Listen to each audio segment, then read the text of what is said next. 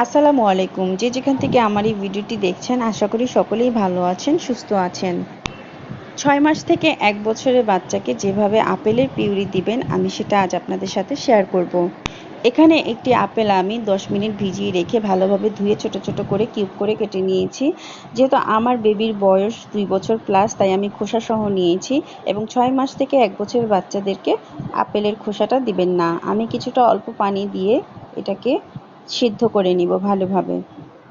৬ মাসের বাচ্চাকে আপেলের খোসা কেন দিবেন না? কারণ আপেলের খোসাতে যে ফাইবার আছে আপনার বাচ্চার পটি শক্ত করবে, যার কারণে বাচ্চাদের কনস্টিপেশন হয়ে যাবে। এর জন্য খোসা দেওয়া যাবে না ১ বছর পর্যন্ত। আমি সিদ্ধ হওয়ার জন্য ঢেকে দিলাম। সিদ্ধ হওয়া পর্যন্ত অপেক্ষা করব। দেন আমার এখানে সিদ্ধ হয়ে গেছে। একটি কাঁটা চামচের সাহায্যে আমি দেখে নিব ভালোভাবে সিদ্ধ হয়েছে কিনা। হ্যাঁ, আমার সিদ্ধ হয়ে গিয়েছে। আমি এখন এটা নামিয়ে ফেলবো। এবং ভালোভাবে ঠান্ডা হওয়ার পরে ব্লেন্ডারে ব্লেন্ড করে নিয়েছি। ৬ মাসের বাচ্চাকে তো অবশ্যই ব্লেন্ড করে দিবেন। এই যে দেখুন আপেলের পিউরিটা কেমন হয়েছে।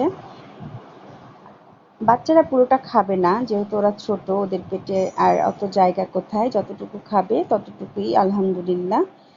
ভিডিওটি ভালো লাগলে অবশ্যই লাইক করবেন। আল্লাহ হাফেজ।